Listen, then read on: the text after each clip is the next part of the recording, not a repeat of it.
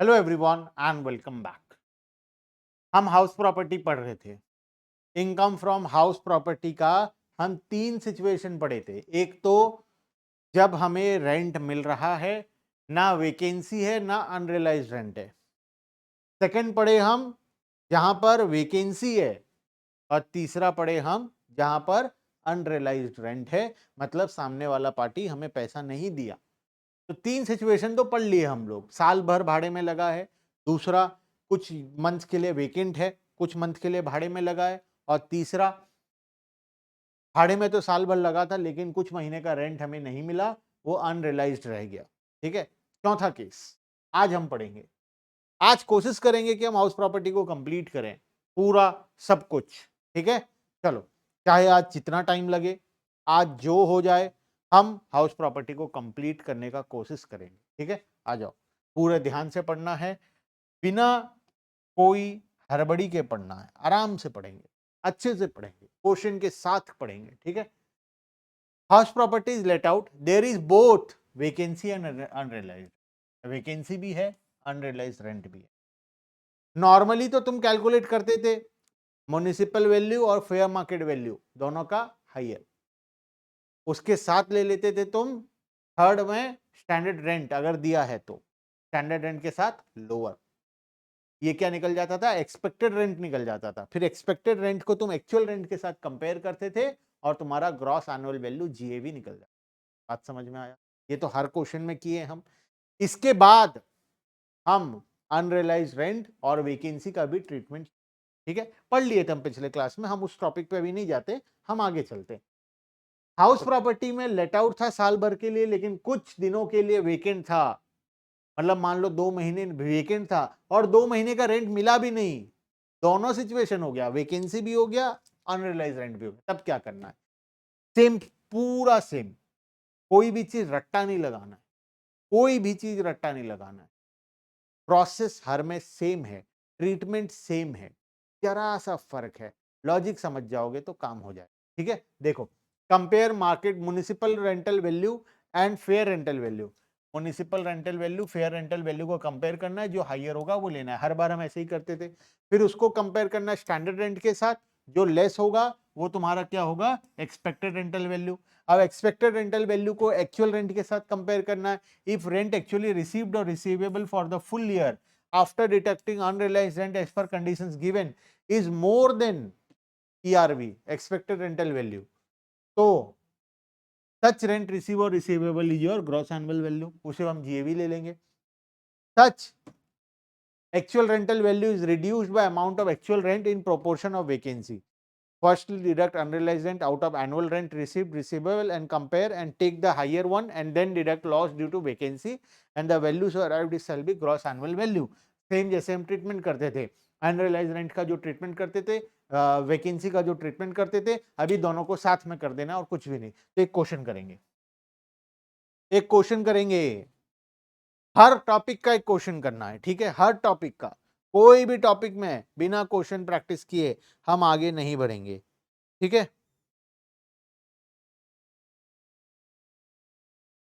if rent actually received or receivable after deducting unrealized rent and vacancy as per commitment is less than ERV, then ERV is GAV। ये तो हो गया। हम अभी बात करते हैं क्वेश्चन नंबर 5 का, क्योंकि ऊपर स्टेप्स पढ़ेंगे तो रट्टा लगाना हो जाएगा। हम रट्टा नहीं लगाएंगे, हम क्वेश्चन डायरेक्टली सॉल्व करके देखते हैं हमसे होता है कि नहीं होता है।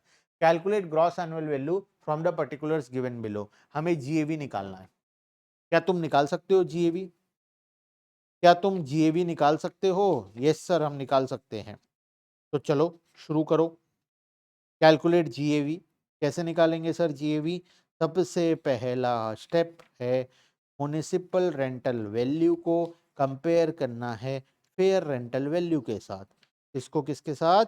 म्युनिसिपल रेंटल वैल्यू को फेयर रेंटल वैल्यू के साथ। ठीक है, उसके बाद उसके बाद अच्छा, एक्चुअल रेंट 7,000 दिया, म्युनिसिपल रेंटल 60, 66, 69, और दो सिचुएशंस दिए हुए हैं। Assessee could not realise rent of for 2 month and house also remain vacant for 2 month during the previous year, इतना। ठीक है, क्लियर है? तो हम लोग क्या करेंगे, अभी इसका सॉल्यूशन करेंगे। सर आप बता दो सॉल्यूशन, आप बता दो, आप बता दो। मैं तो बताऊंगा नालायक को। देखो बेसिक कैलकुलेशन पहले कर लेते हैं, ऊपर का काम नहीं है, मैं बता देता हूँ। सबसे पहले बेसिक कैलकुलेशन, अगर 2 महीने के लिए खाली है, रेंट 2 मंथ्स के लिए अनरियलाइज्ड है और वेकेंट भी है 2 महीने के लिए, ठीक है। सबसे पहले तो म्युनिसिपल रेंटल वैल्यू कितना दिया हुआ है, 60,000 पर एनम। इसको कंपेयर करेंगे फेयर रेंटल वैल्यू के साथ, एफआरवी कितना दिया, एफआरवी 66,000, जो हाइयर है वो ले लेंगे, हाइयर, ठीक है, लिख दो हाइयर, एच लिख देता हूं समझ जाना, हाइयर। इसको कंपेयर करेंगे स्टैंडर्ड रेंट के साथ, ठीक है, इसको कंपेयर करेंगे हम स्टैंडर्ड रेंटल वैल्यू के साथ। कितना दिया हुआ है स्टैंडर्ड रेंटल वैल्यू, लोअर ले लेते हैं, कितना आ गया lower, this is expected rental value ERV, ठीक है, दिस इज योर ईआरवी। अब क्या करेंगे, वेकेंसी भी है और अनरियलाइज रेंट भी है।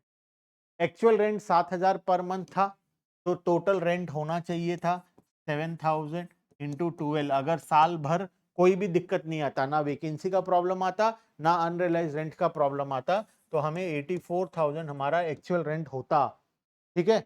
उस केस में एक्चुअल रेंट हमारा कितना होता, 84,000।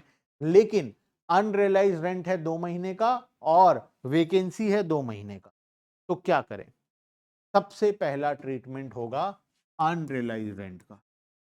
फर्स्ट ट्रीटमेंट अनरियलाइज रेंट, कितने महीने का रेंट नहीं मिला, 2 महीने का रेंट नहीं मिला, तो हम क्या करेंगे, यहां पर अनरियलाइज रेंट का ट्रीटमेंट करेंगे। तो हम क्या करेंगे, एक्चुअल रेंट निकाल देते हैं, कितने महीने का, 10 महीने का, क्योंकि अनरियलाइज कितने का है, 2 महीने का अनरियलाइज्ड है। तो हम क्या करेंगे, 7,000 इंटू 10, ठीक है। अनरियलाइज रेंट कितना हो गया हमारा, अनरियलाइज रेंट हो गया हमारा 14,000, तो रियलाइज रेंट जो होना चाहिए था वो कितना है, 70,000, तो ये कितना आ गया, 70।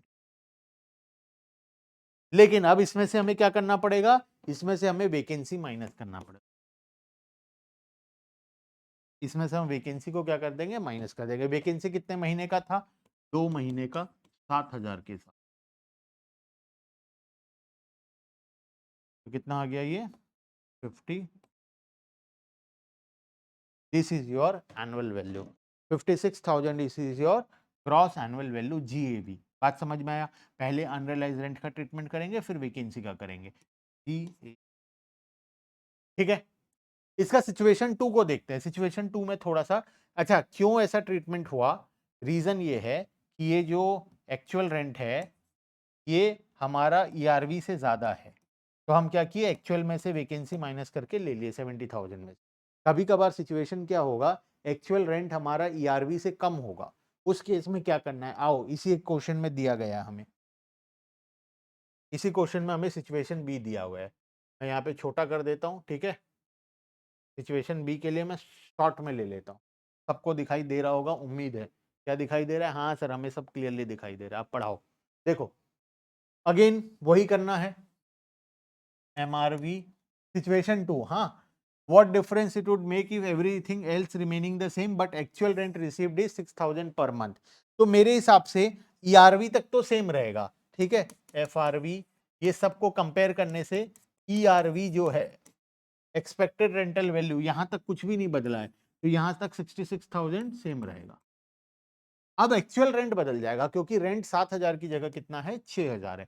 तो सबसे पहले एक काम करेंगे, अनरियलाइज रेंट का ट्रीटमेंट करेंगे। तो एक्चुअल रेंट कितना होना चाहिए, एक्चुअल रेंट कितना होना चाहिए, 10 महीने का लेंगे, 10 महीने का 6,000 के हिसाब से कितना, 54,000 होना चाहिए। नहीं, 10,000, 6,000 के हिसाब से 10 महीने का 60,000 ना, 54 कह दे, 60,000, वही चीज हायर, 66,000, वही तो बोला ना। कभी कभार क्या होता है, हमारा ईआरवी ज्यादा होता है एक्चुअल रेंट से, इस केस में तो कोई प्रॉब्लम नहीं है, जब एक्चुअल रेंट ईआरवी से ज्यादा है तब तो तुम एक्चुअल रेंट को लिए, उसमें से वैकेंसी माइनस किए, हो गया काम। लेकिन कभी कभार क्या होता है, हमारा ईआरवी ज्यादा होता है एक्चुअल रेंट से, तो हम क्या करेंगे, ईआरवी को ले लेंगे। और उसमें से वैकेंसी माइनस। ईआरवी से हम क्या करेंगे, वैकेंसी 12,000 माइनस कर देंगे।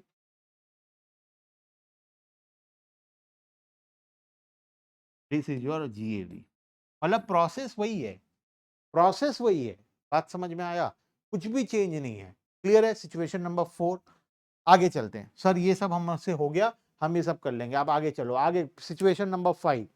If house property is let out for the part of the year because it is either purchased or constructed during the current previous year, 23-24, during the year तुम property खरीदे हो, during the year तुम्हारा नया property बना है, तो obvious सा बात है साल भर तो भाड़े में लग नहीं सकता। अगर साल के बीच में खरीदे हो तो कुछ ही महीने के लिए भाड़े में लगेगा, कुछ महीने खाली रहेगा। उस केस में क्या करना है, क्वेश्चन नंबर 6 को देखते हैं। ठीक है।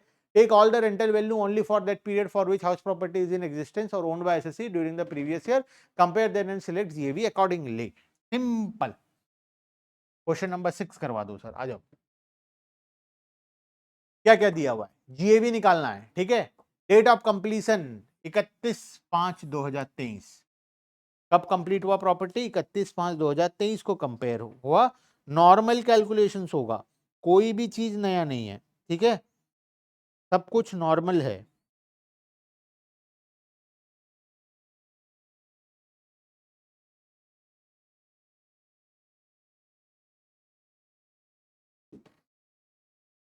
तो कंपेयर करते हैं। एमआरवी कितना दिया है, 60,000 साल भर का दिया है। हमें कितने महीने का लेना है, डेट ऑफ कंप्लीशन क्या, 31/5। तो हम 1/6/23 से लेकर 31/3/24 तक का लेंगे, मतलब 10 मंथ्स। तो सबसे पहला एमआरवी फॉर 10 मंथ्स कितना हो जाएगा, 60,000 इंटू 10/12। ठीक है, ये आ जाएगा 50,000। एमआरवी हो गया। उसके बाद एफआरवी 10 मंथ्स कितना होगा, ये 55,000 आएगा। एफआरबी कितना 10 मंथ्स का कितना हो रहा है, 66 इंटू 10/12। कैलकुलेटर ले लेना, हालांकि इसमें कैलकुलेटर का नीड तो है नहीं। 55,000 हायर ले लेंगे। एसआरवी ले लो, स्टैंडर्ड रेंटल वैल्यू। एसआरवी कितना दिया हुआ है, 63,000 per month. 63,000 divided by 12 into 10, 52,500, which ever is lower. ठीक है, तुम्हारा 5250 आ गया। ये है एक्सपेक्टेड रेंटल वैल्यू, ईआरवी। अब क्या करेंगे, अब एक्चुअल रेंट देखेंगे।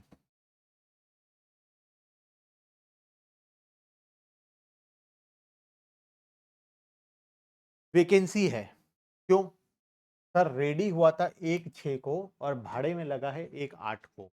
तो 6वां नंबर महीना और 7वां नंबर महीना 2 महीने का वैकेंसी है। तो out of 10 months 2 months vacant है, तो 8 महीने का रेंट मिला है हमें। ठीक है, तो हम वैकेंसी को क्या करते हैं, लास्ट में ट्रीटमेंट करते हैं। तो नॉर्मली अभी क्या कर लो, एक्चुअल रेंट निकाल लो। एक्चुअल रेंटल वैल्यू कितना है, actual rent, real rent 6,000 per month, तो 10 महीने का निकालेंगे ये भी। तो 60,000, 52,500, 60,000। तो हायर कितना हो गया, 60।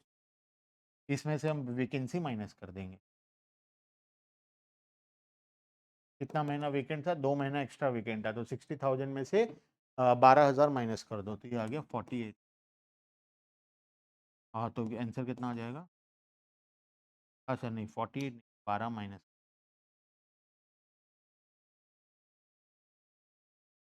तो आंसर कितना आ जाएगा, 48,000। क्लियर है बात, ठीक है। Final answer will be 48,000। मेरे हिसाब से कॉन्सेप्ट सभी को क्लियर है। चलें आगे। सिचुएशन 5 के बाद अब आते हैं नेक्स्ट कैटेगरी में, selection of annual rental value for self occupied property. Rent out का तो हो गया, भाड़े में लगाए तो हो गया काम। सेल्फ ऑक्युपाइड में क्या करना, सेल्फ ऑक्युपाइड के केस का मतलब, सेल्फ ऑक्युपाइड का मतलब होता है मैं खुद रहता हूं, मैं भाड़े में नहीं लगाया हूं, वो प्रॉपर्टी में खुद रहता हूं। तो प्रॉब्लम क्या हुआ, एक इंसान के पास 100 प्रॉपर्टी है। देखो वो टैक्स का चोरी करने के लिए क्या किया, एक इंसान के पास 100 घर है, 100 घर खरीद लिया है वो। ठीक है, और इनकम टैक्स डिपार्टमेंट को बोलता है कि मैं 100 के 100 घरों में रहता हूं। मैं कोई सा भी भाड़े में नहीं लगा। डिपार्टमेंट को डाउट हुआ, डिपार्टमेंट घर पहुंचा, 100 के 100 घरों में जाकर चेक किया और देखा कि 100 में से नालायक एक घर में रहता है और वो भी एक घर के एक छोटे से रूम में रहता है और बाकी सब घर को भाड़े में लगा रखा है। सबसे कैश में भाड़ा ले लेता है और टैक्स का चोरी कर रहा है। तो डिपार्टमेंट को लगा कि ऐसे कितने लोगों का घर जा जाकर चेक करेंगे हम, क्या ये पॉसिबल है? नहीं है पॉसिबल। तो एक रूल बना देते हैं, एक आदमी का चाहे कितना भी प्रॉपर्टी हो, हाउस प्रॉपर्टी, मैक्सिमम वो 2 घरों में रह सकता है। 2 हाउस को वो सेल्फ ऑक्युपाइड दिखा सकता है। बाकी सबको deemed to be let out मानना पड़ेगा कि वो भाड़ा में लगा है और उसका कैलकुलेशन करना पड़ेगा। बात समझ में आया? बाकी घरों को मजबूरी में मानना पड़ेगा कि वो भाड़ा में लग रखा है और उसको लेना पड़ेगा, टैक्स में लाना पड़ेगा। सिर्फ 2 ही घर का एग्जम्पशन देंगे हम, सेल्फ ऑक्युपाइड का। बात समझ में आया? आओ पढ़ते हैं। Selection of annual rental value for self occupied house property. Only 2 house under own occupation. तुम 2 ही घर दिखा सकते हो। Annual value is taken as nil, उस केस में 0 होगा, कोई दिक्कत नहीं।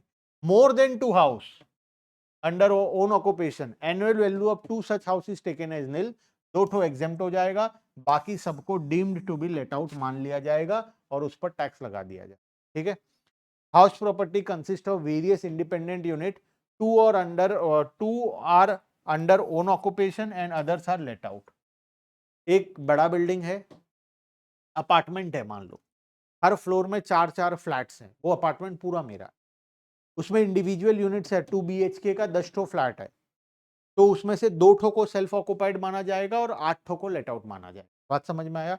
Annual value of 2 unit is taken as nil and other units are taken to be let out. ठीक है। उसके बाद if house property is partly let out and partly self occupied, एक पार्ट लेट आउट है, एक part self occupied है। एक building है जिसका आधे हिस्से में मैं रहता हूं, आधा हिस्सा भाड़ा लगाया हूं।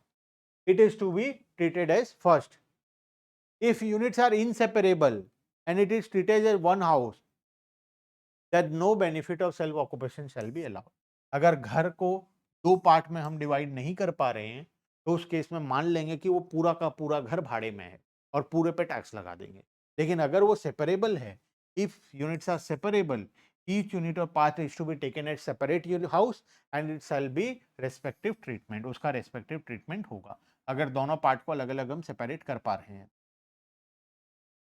सेल्फ ऑक्युपाइड के केस में वैल्यू 0 होता है। ठीक है। लेट आउट का हम पढ़ लिए सारा केस, तो लेट आउट या सेल्फ ऑक्युपाइड कैसे पता चलेगा? इस रूल्स के अकॉर्डिंग पता चलेगा। House property is let out for part of the year and under own occupation for part of the year. 6 महीने या 5 महीने के लिए भाड़े में लगा था, उसके बाद खाली कराकर खुद रहने लग गए। When property, whole property is treated to be let out house property and no benefit of self occupancy shall be allowed. But actual rent is taken only for number of months house property is actually let out. तुम पूरा साल भर का calculation करोगे, लेकिन जो actual rent होगा वो जितना तुम जितने महीने लगाए हो भाड़ा में उतना का ही लोगे। As such is gets the same treatment at of unrealised rent, तुम्हें अनरियलाइज्ड रेंट वाला ट्रीटमेंट मिल जाएगा। क्लियर है बात? ठीक है। उसके बाद इलस्ट्रेशन नंबर 7, अब आते हैं क्वेश्चन में। सिचुएशन सारा हो गया, बात करेंगे क्वेश्चन का। पढ़ो क्वेश्चन नंबर 7 क्या बोलता है। Mister P owns a house at Chandigarh. This house property is used in following manner. 1/3 of the house is used for own business, 1/3 of the house is used for own residence, 1/3 of house is used by the tenant to whom it is let out at the rate of 3,000 per month and it was self-occupied for 1 month during the previous year. The municipal rental value of the house is 96,000 per annum on which municipality tax is 10%. These taxes are paid by the occupants. Compute net annual value of the house property for the previous year 23-24 if each portion is an independent unit. ये important है, इसीलिए highlight भी किया गया है, सब अलग अलग हैं। तो पहला वाला 0 हो गया, खुद रह रहे हैं तो वैल्यू 0, खुद के बिजनेस में है तब भी 0, हम बिजनेस में यूज कर रहे हैं तो हम अपने आप से तो भाड़ा लेंगे नहीं, तो वो भी 0। जो भाड़े में लगा है उसका हम कैलकुलेशन करेंगे। तो 1/3 हिस्सों का टोटल कैलकुलेशन होगा और उसके अकॉर्डिंग बनेगा, क्योंकि यहाँ पे क्लियरली मेंशन है कि सारा इंडिपेंडेंट यूनिट है, तीनों पार्ट अलग अलग है, अलग अलग हम आइडेंटिफाई कर सकते हैं। वैल्यू कितना है, 3000 पर मंथ में हम लोग भाड़े में लगाए हैं, टोटल बिल्डिंग का 96,000 पर मंथ म्युनिसिपल वैल्यू है, उसके अकॉर्डिंग कैलकुलेशंस करना है। ठीक है, आ जाओ। Part A, 1/3 portion for own business, NAV is निल, खुद का रहने के लिए निल, लेकिन बाकी का कैलकुलेशन हम करेंगे। Actual rent received for 11 month that is 33,000। Municipal rental value 96,000 पूरे बिल्डिंग था, 1/3 लेना है, 32,000 हो गया। Whichever is higher, 33,000 is higher. Municipal taxes paid by owner जिसका कोई डिडक्शन नहीं मिलेगा, एनुअल वैल्यू कितना आ गया, 33,000 आ गया, ग्रॉस एनुअल वैल्यू 33,000 आ गया। क्लियर है बात? ठीक है, सिंपल सा कैलकुलेशन है, नो उसमें कोई भी दिमाग लगाने वाली बात और बची नहीं। ठीक है, आगे चलते हैं। Situation 6, house property use for own business और प्रोफेशन, खुद के बिजनेस में होगा तो जीरो, वैल्यू जीरो, जैसे खुद के घर के लिए जीरो होता है वैसे जीरो। ठीक है, कोई एक्सपेंस हुआ तो हम उसको पीजीबीपी में ले जाएंगे, कोई एक्सपेंस नहीं है तो छोड़ देंगे। ठीक है, owner of house occupied the house not in the capacity of its owner, there can be a situation in which the owner of the house is occupying his own house not in the capacity of his owner but another capacity. For example, the owner of the house let out his house to his employer on rent and the employer allots the same house to the employee as rent free accommodation. मतलब कितना घपलाबाजी का trick. मेरा घर है, मैं अपने घर को भाड़े में लगा दिया हूं, मैं जिसके पास जॉब करता हूं उसको, और वो आदमी ये घर मुझे रिटर्न रेंट फ्री अकोमोडेशन के नाम के मुझे ही दे दिया है। तो सोचो ना क्या हो रहा है। For example, here the owner lets out his house on rent and earns income, and such income shall be treated under the head house property, and benefit of self occupancy shall not be available to such an owner of the house. उस case में जो rental है वो पूरा taxable हो जाएगा और self occupancy का बेनिफिट यहां पर नहीं मिलेगा। ठीक है, चलो डिडक्शन सबसे इंपॉर्टेंट, डिडक्शंस। टैक्सेबिलिटी तो समझ में आ गया सर, पूरा समझ में आ गया। अगर सेल्फ ऑक्युपाइड है तो क्या करना है, खुद के बिजनेस में है तो क्या करना है, लेट आउट है तो कैसे कैलकुलेशन करना है, इन case of vacancy, in case of unrealised rent, हम सारा सिचुएशन समझ लिए। अब हमें बस बता दो कि ग्रॉस एनुअल वैल्यू में से क्या क्या माइनस करेंगे तो नेट एनुअल वैल्यू निकलेगा, क्योंकि टैक्स तो नेट एनुअल वैल्यू पे लगेगा ना। तो ग्रॉस से नेट में जाने के लिए कुछ चीजों को माइनस करना पड़ेगा, उसमें आता है डिडक्शन। ठीक है, डिडक्शंस अंडर सेक्शन 24, कुछ डिडक्शंस है उसको पढ़ेंगे, एक फुल फ्लेजेड क्वेश्चन करेंगे, फिर हमारा टॉपिक कंप्लीट होगा। In case of let out house deemed to be let house, deduction under section 24 A और बी दोनों मिलेगा, ए भी मिलेगा बी भी मिलेगा। ए के अंदर है स्टैंडर्ड डिडक्शन, बी के अंदर है interest on money borrowed to buy construct और repair etcetera of the house. घर को बनाने के लिए जो इंटरेस्ट है, जो बैंक से लोन लाए हो उस पर जो इंटरेस्ट है, रिपेयर करने के ऊपर जो इंटरेस्ट है, उस इंटरेस्ट का डिडक्शन सेक्शन 24 बी में मिलता है और ए में मिलता है स्टैंडर्ड डिडक्शन मिलता है। ठीक है, अप्रॉक्स 30% होता है, वो मैं अभी तुम्हें बताऊंगा, 30% का स्टैंडर्ड डिडक्शन मिलता है। लेकिन सेल्फ ऑक्युपाइड हाउस के केस में interest on money borrowed to buy construct और रिपेयर हाउस, ये भी सिर्फ old tax regime, new tax regime में ये भी नहीं मिलता, स्टैंडर्ड डिडक्शन तो मिलेगा ही नहीं। सिर्फ बात करें अगर हम इंटरेस्ट का, तो इंटरेस्ट भी सिर्फ ओल्ड टैक्स रिजिम में अगर तुम हो तभी मिलेगा, अदरवाइज नहीं मिलेगा। बात समझ में आया? तो डिडक्शंस में लेट आउट हाउस के केस में 2 डिडक्शन है, सेल्फ ऑक्युपाइड के केस में 1 है। लेट आउट में जो 2 है, पहला तो स्टैंडर्ड डिडक्शन है 30% ऑफ जीएवी और दूसरा इंटरेस्ट ऑन मनी, इसके बारे में हम डिटेल में बात करेंगे। लेकिन सेल्फ ऑक्युपाइड के केस में जो सिचुएशन है वो स्टैंडर्ड डिडक्शन तो है ही नहीं, इंटरेस्ट ऑन मनी जो है वो सिर्फ ओल्ड टैक्स रिजिम में मिलेगा, न्यू टैक्स रिजिम में ये भी नहीं मिलेगा। ठीक है, आ जाओ आगे। स्टैंडर्ड डिडक्शन, लेट हाउस और deemed to be let house 30% of GAV, standard deduction equal to GAV 30% of gross annual value, और in case of self occupied house कुछ भी नहीं मिलेगा। ठीक है, next, tax treatment in case of interest on housing loan, loan पर क्या मिलेगा in case of let out house, deemed to be let out house, इसका रूल अलग है। इन case of self occupied house वो भी सिर्फ ओल्ड टैक्स में, ठीक है, आ जाओ पढ़ते हैं डिटेल में। ठीक है, treatment of pre construction period interest. Tax treatment in case of pre construction, मतलब कंस्ट्रक्शन से पहले का पार्ट जो होगा उसका जो इंटरेस्ट है वो 1/5 करके लेंगे, 5 इक्वल इंस्टॉलमेंट में हम लोग डिडक्शन क्लेम कर लेंगे। ठीक है, interest on pre acquisition pre construction period shall be allowed a deduction in 5 equal instalment starting from previous year in which the house is acquired or constructed in complete and for the next 4 previous year। Clear है? ठीक है, उसके बाद interest on housing loan, ये हमारे लिए सबसे important. Standard deduction तो डायरेक्ट 30% मार देना, लेकिन interest on housing loan important. Let out, deem to be let out, कोई लिमिट नहीं है, परचेज कंस्ट्रक्शन रिपेयर पूरे पे मिल जाएगा। सेल्फ ऑक्युपाइड के केस में वो भी ओल्ड टैक्स रिजीम में, सिर्फ ओल्ड के केस में दो सिचुएशन है, लोन टेकन बिफोर 1999, 1/4/1999 से पहले, maximum limit 30,000 per month, purpose construction construction repair, certificate of all lender. ठीक है, 30,000 पर मंथ का पर एनम का लिमिट है। और 1999 के बाद लोन लिए हो तो 2 lakh under old tax regime, purchase construction completion with in 5 year, certificate from lender, छोड़ दो। Maximum limit 30,000 per month under old tax regime, purpose repair, खाली अगर रिपेयर के लिए है तो 30,000, परचेज के लिए है तो 2 लाख, परचेज रिपेयर के लिए है तो 2 लाख, परचेज करोगे कंस्ट्रक्शन करोगे 2 लाख, रिपेयर करोगे 30,000। 1999 से पहले का लोन है तो कुछ भी करो 30,000 मिलेगा, लेकिन 1999 के बाद दो कैटेगरी में डिवाइड कर दिया, परचेज और कंस्ट्रक्शन पे 2 लाख का कर दिया और रिपेयर के केस में 30,000 का कर दिया। ठीक है, क्लियर है? तो मेरे हिसाब से लिमिट सबको क्लियर है, ये भी ओल्ड में ही मिलता है, न्यू में नहीं मिलता। एक फुल फ्लेजेड क्वेश्चन करते हैं फिर हमारा टॉपिक कंप्लीट हो जाएगा। ठीक है, डिडक्शन दो ही है, स्टैंडर्ड डिडक्शन और तुम्हारा इंटरेस्ट का। लेट आउट प्रॉपर्टी में 30% तो पूरा मिलता है डिडक्शन और इंटरेस्ट पूरा मिलता है जितना है without any limit.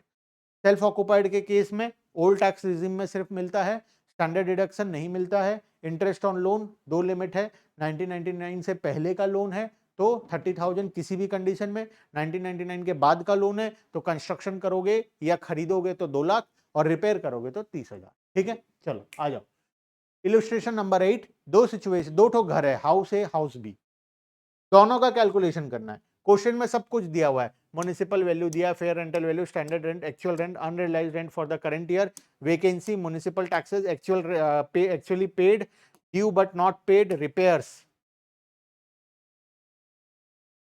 Insurance premium, other expenses, interest on money borrowed for the purpose of house, determine Mr. A's house income from house property if both house is deemed to be let out, if both let out, दोनों let out है। ठीक है, दोनों भाड़े में लगा हुआ है। अब क्या करेंगे, कैलकुलेशन करेंगे। ठीक है, मैं एक काम करता हूं, इसको थोड़ा छोटा कर देता हूं।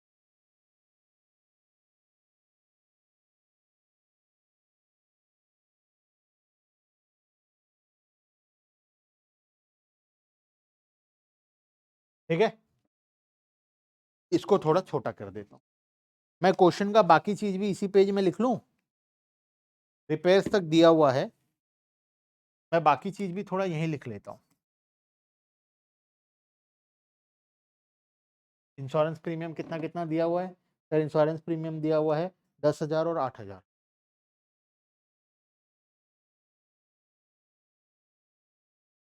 इंश्योरेंस प्रीमियम सर दिया हुआ है 12,000 और 6,000। ठीक है, उसके बाद सर अदर एक्सपेंसेस दिया हुआ है, अदर एक्सपेंसेस कितना दिया हुआ है, बिल्डिंग का अदर एक्सपेंसेस 8,000 और 10,000। जो नेक्स्ट पेज में दिया था ना, मैं उसको यहीं लिख ले रहा हूँ ताकि हम यहीं सॉल्यूशन कर पाए। और इंटरेस्ट ऑन मनी था,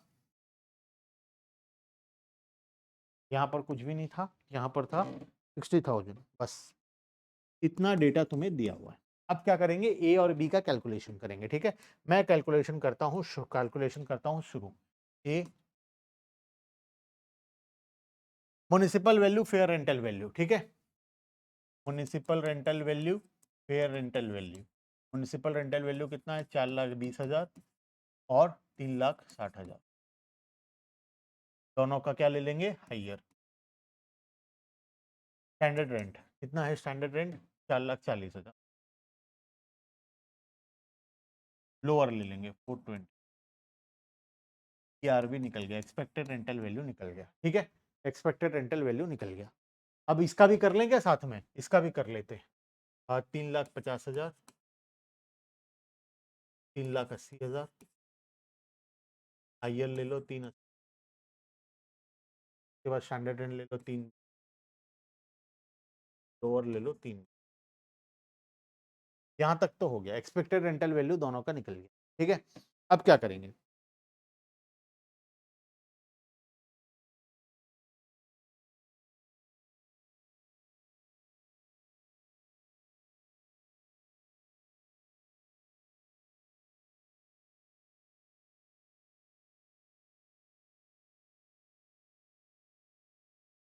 actual rent 4,80,000, unrealise rent for the current year, unrealised है 4। तो एक काम करें, एक्चुअल रेंट लिख लें।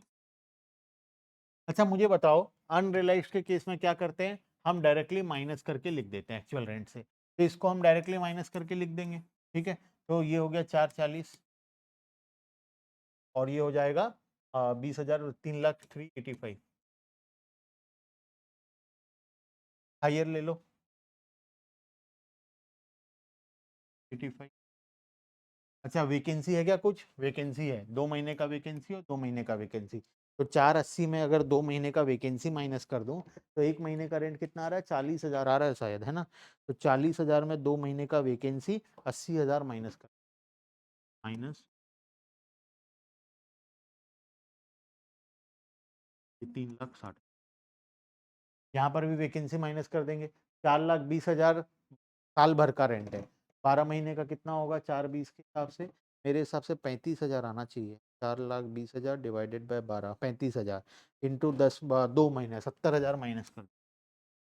Vacancy 2 months vacant. ठीक है, 2 महीने के लिए क्या था? वेकेंट था।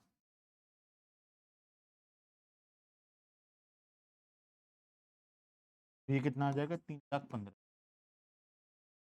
3,60,000, 3,15,000। ये क्या निकल गया हमारा? Gross annual value. ठीक है, ये भी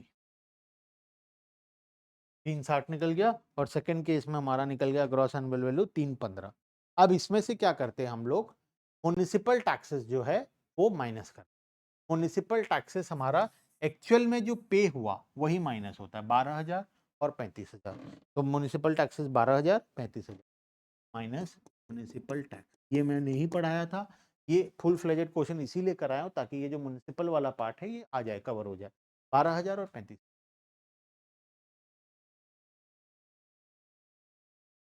ये है हमारा नेट एनुअल वैल्यू, एनएवी। अभी हाउस प्रॉपर्टी नहीं निकला, इसमें से अभी डिडक्शंस माइनस होगा। ठीक है, तो ये कितना आ जाएगा? 3,48,000, और ये कितना आ जाएगा? 2,80,000। ठीक है, अब इसमें से हम डिडक्शंस माइनस करें। क्या क्या डिडक्शन माइनस होगा सर? सर दो प्रकार का डिडक्शन आप पढ़ाए थे। एक तो स्टैंडर्ड डिडक्शन पढ़ाए थे, लेस माइनस। पहला 24A का डिडक्शन 30%, और 24B का डिडक्शन इंटरेस्ट। तो पहला घर में सर इसका क्या करें? रिपेयर्स, इंश्योरेंस और अदर एक्सपेंसेस, इसका कुछ भी नहीं होगा। जस्ट बिकॉज तुम्हें स्टैंडर्ड डिडक्शन मिल रहा है तो ये सारे एक्सपेंसेस का और डिडक्शन नहीं मिलता है। ये 30% में सब हो गया बोल के गवर्नमेंट बोलता है। तुम बार बार मुझे खर्चा मत गिनाओ, एक काम करो, तुम डायरेक्ट 30% का डिडक्शन ले लो, बात खत्म करो। ये सारे फालतू एक्सपेंस मुझे मेरे पास लेकर मत आना। फिक्स कर दिया 30%। अब ज्यादा हो रहा है तो तुम्हारी गलती है, कम हो रहा है तो तुम्हारा फायदा है, हम फिक्स 30% दे देंगे। ठीक है, तो 3,48,000 का 30%, 104,400। अच्छा पहला घर में तो कोई इंटरेस्ट था भी नहीं, जीरो था, तो जीरो। तो निकाल लो फाइनल आंसर, 348 माइनस 1,04,400, 2,43,600। ठीक है, 2,43,600। ये तो पहला घर का हो गया। दूसरा घर के केस में स्टैंडर्ड डिडक्शन बताओ। स्टैंडर्ड डिडक्शन 30%, 2,80,000 इंटू 30%, 84,000 हो गया। और इसमें इंटरेस्ट भी था 60,000 का, तो इंटरेस्ट बताओ नेट में कितना आ गया, 280 माइनस 84,000 माइनस 60,000, 1,30,000। क्लियर है? दोनों आंसर निकल गया। ठीक है, ए और बी का टोटल निकाल लो।